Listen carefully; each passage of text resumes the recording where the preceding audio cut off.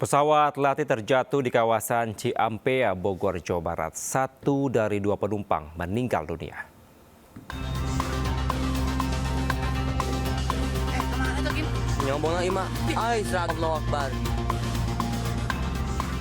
Inilah detik-detik saat pesawat latih milik Federasi Aerosport Seluruh Indonesia atau FASI jatuh terekam kamera warga.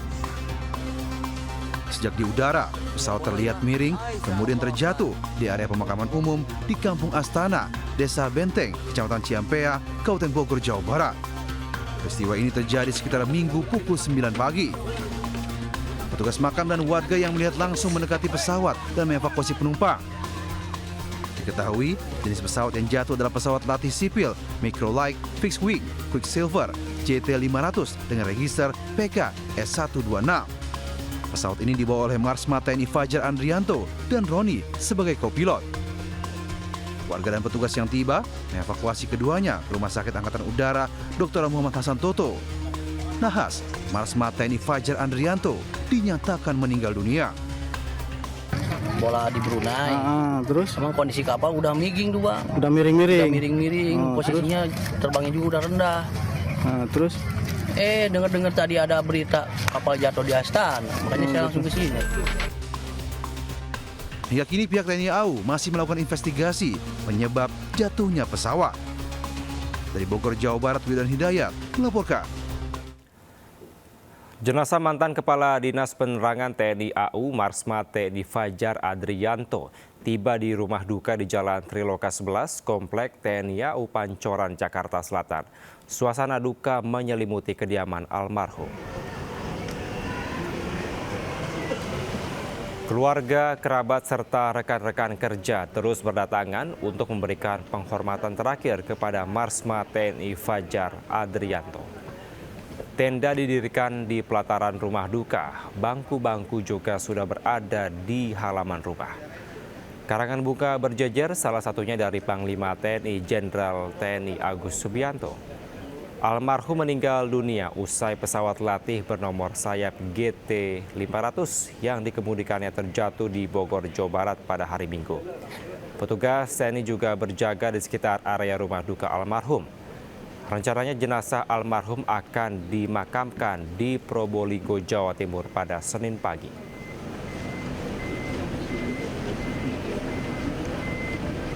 Sudah disemayamkan di rumah duka di komplek Trikora ini untuk penerbang yang saudara Roni sampai saat ini sudah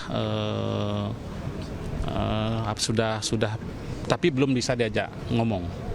Sudah siuman, sudah sadar, namun masih tetap dalam perawatan Lanut Atang Sanjaya, Rumah Sakit Hasan Toto Lanut Atang Sanjaya. Sementara Panglima TNI Jenderal Agus Subianto mengatakan Marsma TNI Fajar merupakan orang baik. Jenderal Agus menyebut semasa hidupnya almarhum murah senyum dan tidak pernah mengeluh. Ucapan duka dikit Pak, ucapan duka Pak. Almarhum orang baik, dekat dengan saya, dulu pernah kita sekolah bareng waktu Sesko TNI tahun 2014 sampai 15. Mudah-mudahan arwah beliau bisa diterima oleh Allah Subhanahu wa taala, diterima iman Islam. Terima kasih. Sosok almarhum seperti apa? Beliau tuh senyum terus, ada masalah senyum, selalu senyum. Wih, yuk tengok Pak. Ke atap itu Pak. Iya. Innalillahi wa inna ilaihi raji'un. Ya Allah, lindungilah. Angin puting beliung melanda wilayah 3 desa di Kecamatan Kayu Aro, Kabupaten Kerinci, Jambi. Ya Allah. Astagfirullahaladzim. Atap rumah dan sejumlah benda lain berterbangan di udara akibat terjangan angin kencang. Ya Allah, ya Rabbi.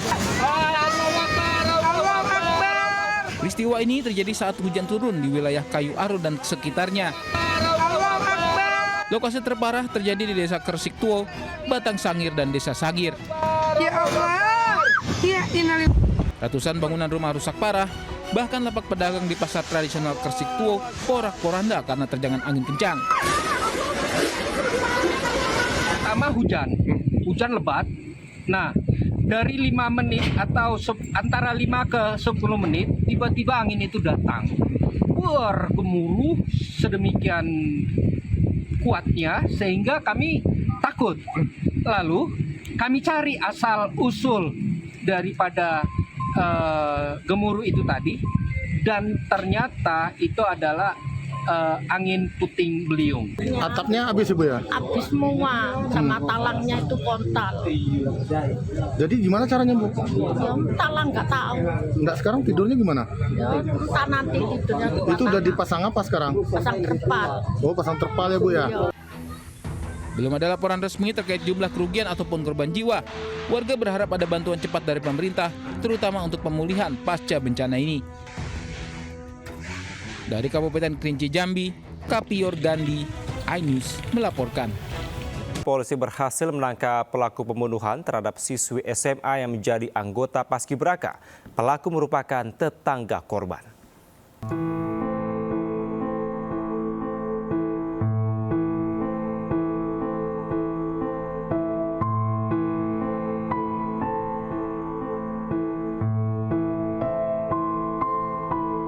Anggota Paskibra, Kecamatan Natar. Korban!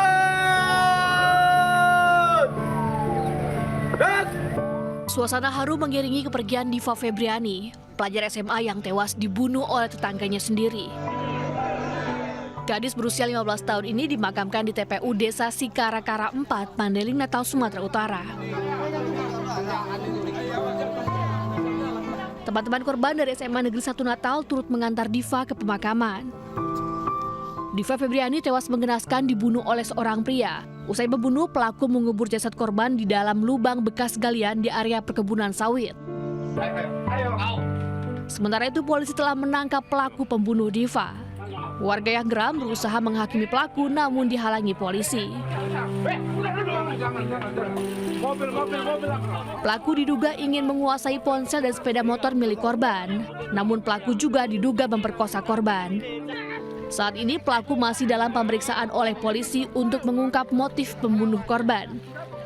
Saat sekarang ini tersangka sedang dalam proses pemeriksaan untuk mendalami motif pelaku melakukan perbuatan tersebut.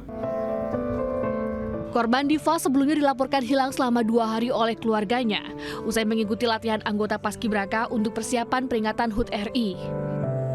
Setelah dilakukan pencarian, jasad korban akhirnya ditemukan oleh pegawai kebun terkubur di dalam sebuah lubang. Keluarga korban berharap agar pelaku yang telah diamankan polisi dapat dihukum seberat-beratnya. Dari Mandailing, Natal, Sumatera Utara, Ahmad Hussein Lubis, iNews melaporkan.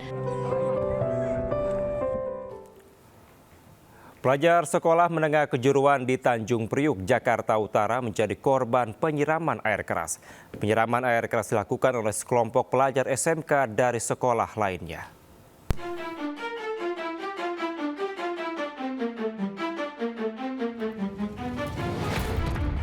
Dalam rekaman CCTV, korban disiram dengan air keras oleh sekelompok pelajar di Jalan Sungai Bambu, Tanjung Priuk, Jakarta Utara. Korban, pelajar SMK, mengalami luka bakar di bagian wajah hingga leher. Akibat luka serius yang diderita, korban dilarikan ke Rumah Sakit Cipto Mangunkusumo, Jakarta Pusat untuk mendapatkan perawatan. Polisi telah menangkap para pelajar termasuk sang eksekutor penyiraman.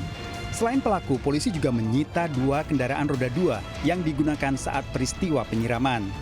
Dari hasil pemeriksaan, air keras yang digunakan untuk menyiram korban sengaja telah dipersiapkan oleh para pelaku. Para pelaku berencana melakukan tawuran dan mencari pelajar sebagai target serangan secara acak. Papasan dengan korban yang sedang berpergian pada saat itu. Spontan, pelaku-pelaku ini memakai kendaraan korban, kemudian setelah terjatuh, kemudian si pelaku langsung menyiramkan air keras. Saat ini polisi masih memeriksa secara intensif para pelaku, lantaran pelaku masih di bawah umur. Pemeriksaan mendapatkan pendampingan dari unit PPA Polres Jakarta Utara dan sementara untuk penahanan dilakukan di Bapas.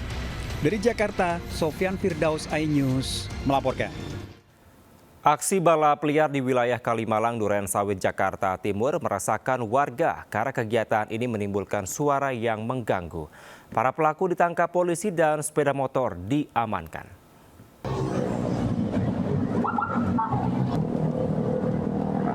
Tim Patroli Perintis Jakarta Timur mengamankan sejumlah remaja yang melakukan aksi balap liar di kawasan Kalimalang, Durensawit, Jakarta Timur.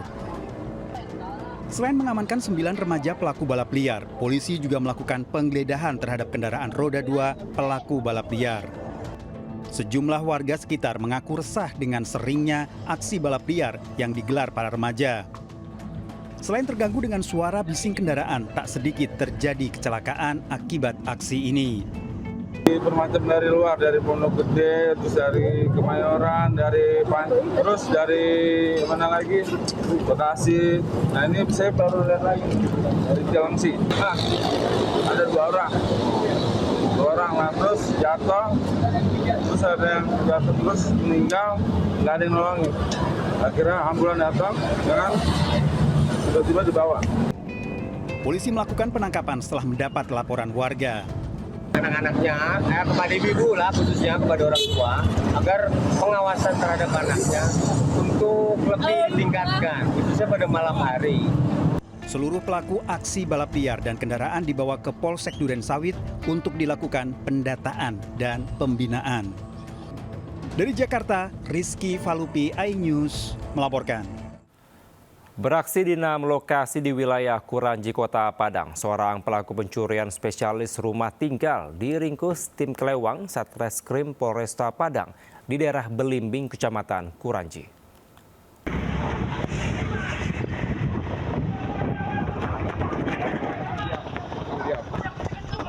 Tim Satreskrim Polresta Padang melakukan penyergapan terhadap seorang pelaku pencurian spesialis rumah tinggal di kawasan Belimbing, Kota Padang. Pelaku berinisial Ijuk, 35 tahun, sempat berupaya melarikan diri ke semak-semak saat mengetahui kedatangan petugas. Namun gagal, pelaku pun telah diringkus petugas. Hasil pemeriksaan, pelaku diketahui telah mencuri di 5 lokasi berbeda di kawasan Kuranji. Sasarannya, ponsel dan barang elektronik milik warga di dalam rumah yang ditinggal bekerja pemiliknya. Polisi telah menyita 2 unit ponsel curian yang sempat dijual ke penadah. Pelaku berdalih nekat mencuri karena faktor ekonomi untuk biaya sekolah anak. Kita amankan 1 orang pelaku 363 atau pencurian malam hari masuk ke rumah korban dengan cara sembunyi. Setelah dilihat keadaan kosong, pelaku langsung melancarkan aksinya. Untuk TKP, setelah kita interogasi, ada 5 atau 6 TKP. Pelaku telah ditahan di Mapolresta Padang guna pemeriksaan lebih lanjut dan terancam pasal 363 KUHP tentang pencurian dengan pidana di atas 5 tahun penjara. Dari Padang, Sumatera Barat, Budi Sunanda melaporkan. Pemirsa, 2 sepeda motor warga yang terparkir di rumah kos dan halaman sekolah PAUD di Kota Bekasi, Jawa Barat raib dibawa pencuri. 2 pencuri masuk ke dalam lingkungan kos dan juga permukiman warga dengan berpura-pura menanyakan alamat.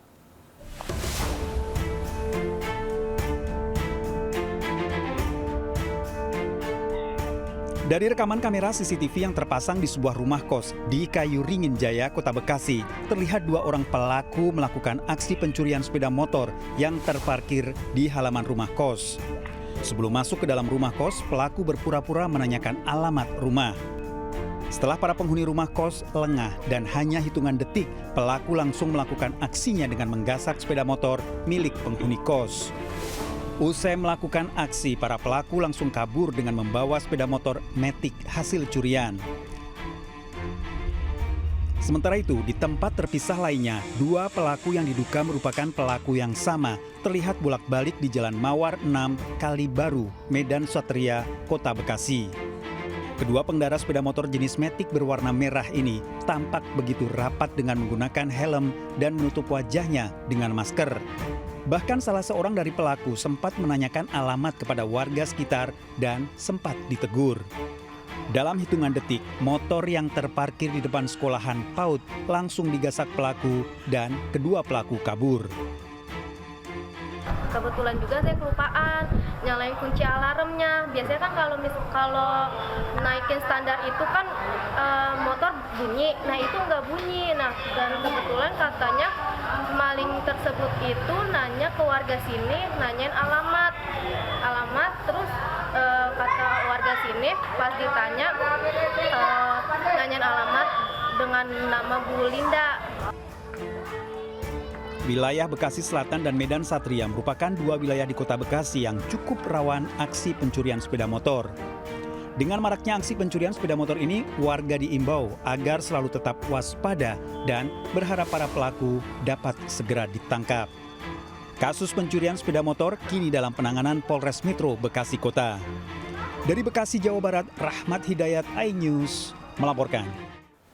Seorang mama terekam kamera CCTV mengambil 2 buah dompet dari dalam toko penjualan perlengkapan kucing di Jalan Anwar Idris, Kota Tanjung Balai, Sumatera Utara.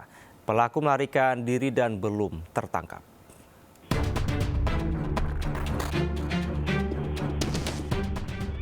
Seorang mak-mak terekam CCTV nekat mencuri dompet siang hari di dalam toko perlengkapan kucing di Jalan Mawar Idris, Kota Tanjung Balai, Sumatera Utara.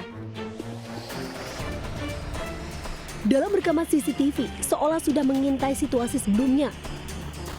Mak-mak tersebut dengan santai masuk ke dalam toko lalu mengambil tas di lemari barang. Lalu dengan cepat pelaku mengambil 2 buah dompet dalam tas dan melarikan diri.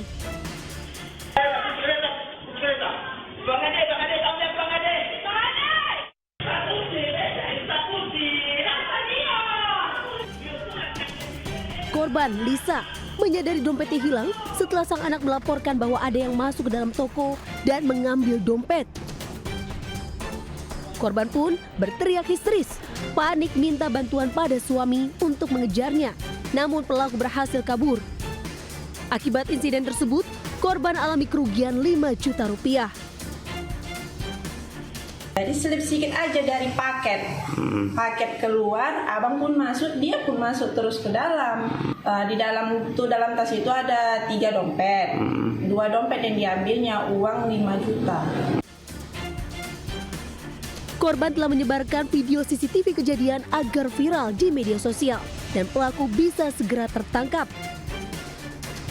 Hingga kini, korban belum melaporkan ke polisi. Dari Tanjung Balai, Sumatera Utara, Ulil Amri melaporkan. Pencuri mewah, seorang wanita berpenampilan mewah terekam CCTV toko mencuri kalung emas dan juga berlian di sebuah toko perhiasan di pusat perbelanjaan kawasan Kelapa Gading, Jakarta Utara. Pelaku ditangkap di kawasan Bintaro, Tangerang Selatan.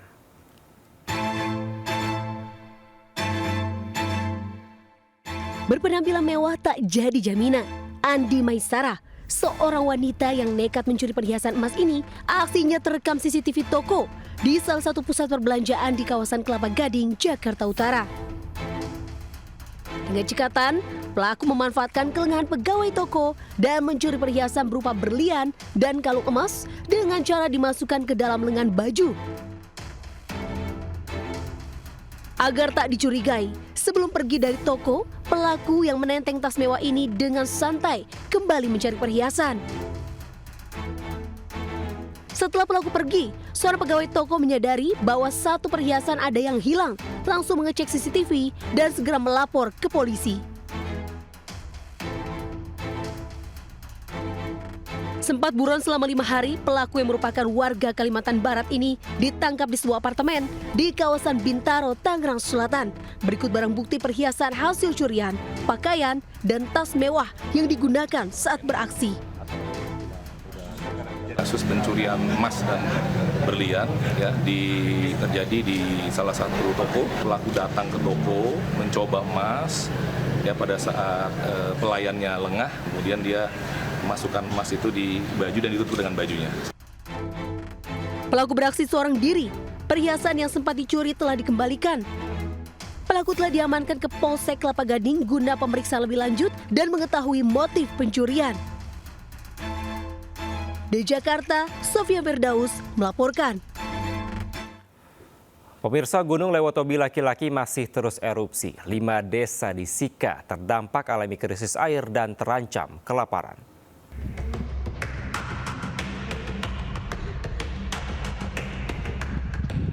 Meski lokus gunung berapi Lewotobi berada di wilayah Kabupaten Flores Timur, tetapi dampak letusannya berdampak hingga ke 5 desa di wilayah Kabupaten Sika.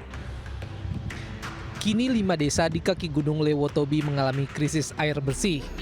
Salah satunya adalah Desa Kringa. Pihak BPBD telah menyalurkan air bersih bagi masyarakat Desa Kringa dan sekitarnya serta membagikan masker. Namun warga harus tetap antre di pinggir jalan untuk mendapatkan pasokan air bersih untuk digunakan memasak. Kami sampai dengan air di fiber itu habis, kami istirahat sampai tengah malam ini Pak. Kalau masih ada air di fiber ada, kami masih sampai malam. Kenapa air susah Mama? Kalau air susah kan kami punya mata air di atas itu terkena dampaknya sudah tidak abu semua, jadi tidak bisa mandi air. Sementara itu di Desa Boru sebanyak 120 warga tidak mau mengungsi. Mereka memilih bertahan di rumah mereka walaupun desa mereka masuk dalam zona merah. Jadi pas saya sampai masuk ke rumah, langsung kelikir pasir jatuh. Akhirnya kami bertahan sampai reda, kami tetap di sini karena hanya kelikir batu yang bisa pelek kepala dengan ada pakai helm dan lain sebagainya. Warga mengaku takut tetapi memilih bertahan karena harus bekerja demi keluarga. Hingga Minggu siang, status Gunung Lewotobi laki-laki masih pada level 4 atau awas. Petugas pun mengimbau warga menjauh dari kaki gunung dengan radius 6 hingga 7 km. Dari Flores Timur, Nusa Tenggara Timur, Joni Nura, iNews melaporkan. Pemirsa, 4 orang dalam satu keluarga tewas dalam peristiwa kebakaran di sebuah ruko di Pekanbaru Riau. Polisi masih selidiki penyebab terjadinya kebakaran tersebut. Ya Allah, api semakin membesar, ternyata ada terali di dalamnya. Kebakaran hebat melanda sebuah toko elektronik dan komputer di Jalan Tuanku Tambusai, Kecamatan Marpoyan Damai, Pekanbaru pada Minggu pagi. Kobaran api dan asap hitam pertama kali muncul di lantai 2 ruko. Banyaknya material elektronik yang mudah terbakar membuat api dengan cepat membesar dan menghanguskan seluruh bangunan toko berlantai 2. Pada saat terjadi kebakaran, 4 orang penghuni ruko tidak bisa terselamatkan karena api sudah terlihat membesar dan ruko dalam kondisi terkunci. Berdasarkan keterangan saksi di lokasi, api pertama kali terlihat di lantai 2 toko. Sebanyak 5 mobil damkar dari Kota Pekanbaru dikerahkan ke lokasi memadamkan api. Kebakaran baru bisa dipadamkan sekitar pukul 8 pagi. Ya, tim kami datang dan juga tim damkar juga datang melakukan pemadaman, dan saat ini untuk yang terbakar di dalam ya ini toko elektronik terbakar dan juga ada korban jiwa, ada 4 satu keluarga, ibu bapak dan juga putranya sudah terbakar. Saat ini ada di Rumah Sakit Bayangkara untuk kami lakukan otopsi. Keempat korban dibawa ke Rumah Sakit Bayangkara Pekanbaru untuk dilakukan otopsi. Saat ini polisi masih menyelidiki penyebab kebakaran tersebut. Dari Pekanbaru Riau, Indra Yoserizal, iNews melaporkan. Ratusan truk ekspedisi tujuan Bali, Nusa Tenggara Barat terjebak macet di Jalan Raya Situbondo, Banyuwangi, Jawa Timur. Antrean mengular hingga 20 km. Peristiwa terjadi akibat ketersediaan kapal tidak sebanding dengan jumlah volume kendaraan yang hendak menyeberang ke Pelabuhan Gilimanuk, Bali.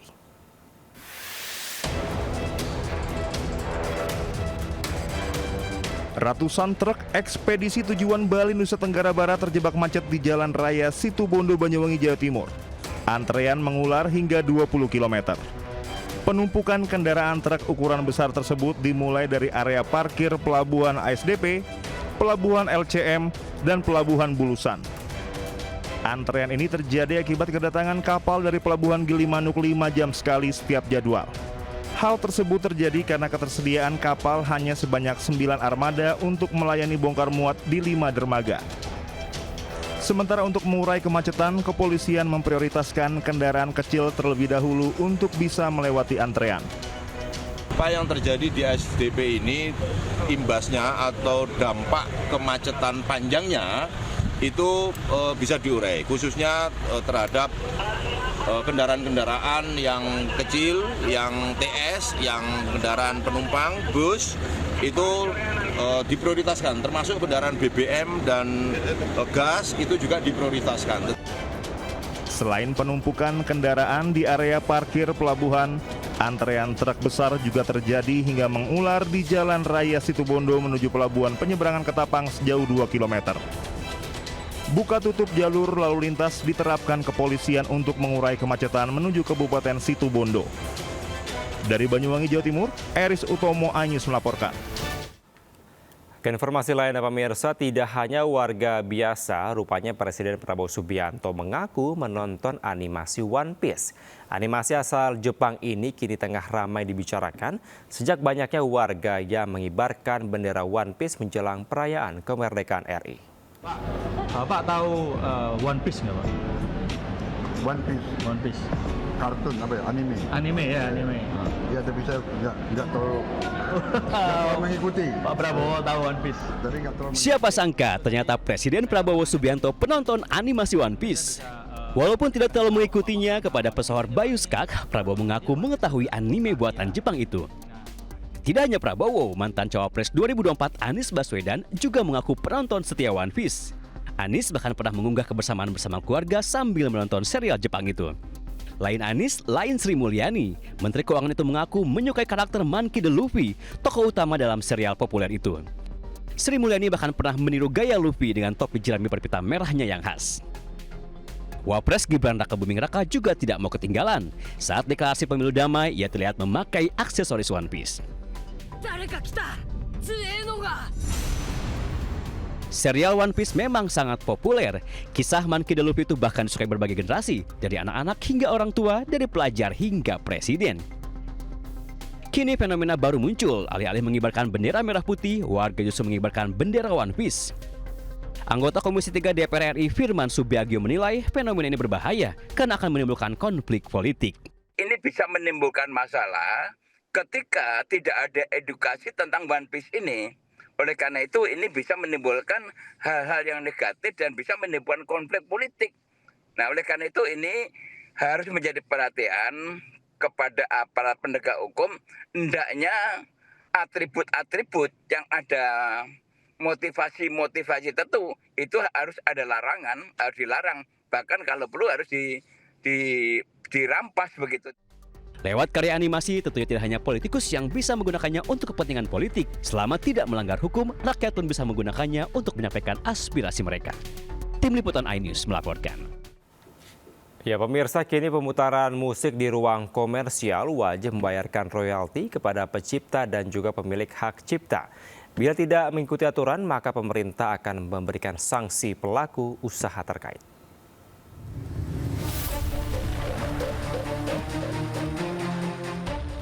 Bila sebelumnya kita terbiasa mendengarkan musik saat makan di restoran, kini tak bisa lagi dilakukan. Restoran, kafe, hingga hotel tak lagi memutar lagu-lagu terkini. Lantaran pemerintah mulai memberlakukan aturan pelaku usaha yang memutar musik di ruang publik komersial wajib membayar royalti kepada pencipta dan pemilik hak cipta. Menteri Hukum Supratman Andi Aktas mengatakan nantinya tidak hanya ruang terbuka, platform musik juga akan diharuskan membayar royalti. Kalau itu kan ketentuan undang-undang, ya kan? Sama nanti itu. Mau putar lagu luar negeri, mau lagu putar itu sama. Kami Kementerian Hukum lagi mengusulkan yang namanya protokol Jakarta. Kita lagi mau bersama-sama supaya platform-platform internasional itu juga membayar royalti yang sama kepada kita, pencipta, kepada siapa, semua sama. Pembayaran royalti dilakukan melalui Lembaga Manajemen Kolektif Nasional. Lagu-lagu yang dikenakan royalti tidak hanya lagu Indonesia, tetapi juga lagu internasional. Dari Depok, Jawa Barat, Yung Rizky, iNews melaporkan. Ke informasi lainnya pemirsa, MNC Peduli berkomitmen meningkatkan literasi anak lewat generasi cerdas anak bangsa demi menumbuhkan minat baca dan juga semangat belajar siswa melalui pendekatan yang menyenangkan dan juga interaktif. Mendukung semangat tersebut, MNC Peduli memberikan berbagai macam buku bacaan dan juga fasilitas perpustakaan kepada SDN Cibulakan, Cianjur, Jawa Barat. Puluhan siswa SDN Cibulakan, Cianjur, Jawa Barat bergembira dengan kehadiran tim MNC Peduli. Mereka diajak membaca buku, mengikuti games, hingga bersukacita lewat pemberian literasi yang menarik dan interaktif. Sebagai bagian dari komitmen mendukung dunia literasi, MNC Peduli memberikan berbagai macam buku bacaan dan lengkap dengan fasilitas perpustakaan untuk menarik minat anak-anak membaca dan bermain edukasi yang ada di dalamnya. Melalui kegiatan ini diharapkan budaya literasi dapat tumbuh sejak dini, tidak hanya dalam bentuk membaca, tetapi juga memahami, berdiskusi, dan belajar dari lingkungan sekitar. Alhamdulillah, saya bersyukur banget ada banyak buku-buku dan ada juga tempelan. Kalau dulu belum ada tempelan ini sama tempelan stiker-stiker. Senang banget bisa membaca, bermain sama teman-teman. Banyak buku yang lebih menyenangkan dan seru. Literasi yang kuat diyakini menjadi fondasi penting dalam mencetak generasi cerdas dan berdaya saing di masa depan. Untuk anak, nanti cita-cita ke depannya kalau bisa, kalau ingin jadi penulis, oh iya seperti ini. Setelah saya masuk ke perpustakaan, banyak lagi manfaat yang telah diberikan dari MNC Peduli ini. MNC Peduli juga mengajak masyarakat untuk berdampak bersama dengan berdonasi melalui MNC Peduli untuk mendukung literasi dan lingkungan sekolah. Informasi donasi dapat diperoleh dengan mengunjungi website MNC Peduli. Dari Cianjur, Jawa Barat, Muhammad Andi Isyan, iNews melaporkan. Sebuah mobil minibus melaju kencang hingga menabrak seorang warga yang sedang duduk di warung di Grogol, Petamburan, Jakarta Barat. Akibat insiden tersebut, korban patah tulang.